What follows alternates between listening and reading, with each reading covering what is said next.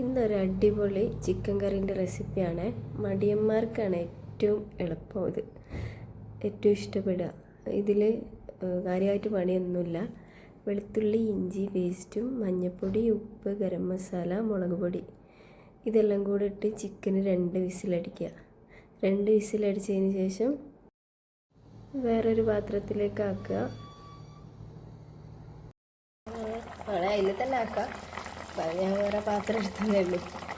പാത്രത്തിലാക്കിയിട്ട് കുറച്ച് വെളിച്ചെണ്ണ അതിൻ്റെ മേലെ പച്ച വെളിച്ചെണ്ണ ഒഴിക്കുക.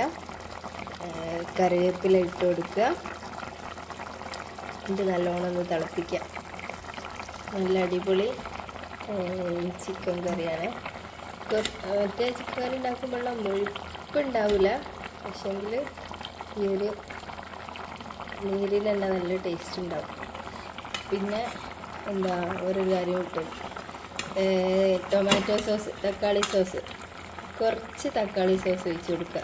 വേറെ ലാസ്റ്റ് തക്കാളി സോസ് ഒഴിച്ച് കൊടുത്തിട്ട് ഒരു 2-3 മിനിറ്റ് ഇങ്ങനെ തിള വന്നിട്ട് ഒരു 3-4 മിനിറ്റ് ഇങ്ങനെ ആക്കി കൊടുക്കുക, വെക്കുക. ഇനി തക്കാളി സോസ് ഇല്ലെങ്കിൽ തക്കാളി ഒന്ന് പുഴുങ്ങിയിട്ട് മിക്സിയിലിട്ട് അരച്ച് ഇട്ടാലും മതി. നല്ല അടിപൊളി ടേസ്റ്റ് ആട്ടോ. വെല്ലുള്ളി ഒന്നും ഇട്ടില്ല. വെല്ലുള്ളി ഒന്നും ഇല്ലെങ്കിലും നല്ല ടേസ്റ്റ് ഉണ്ട്. നെയ്ച്ചോറിനും പത്തിരിക്കൊക്കെ നല്ല ടേസ്റ്റ് ഉണ്ട്. ഈ കറിക്ക്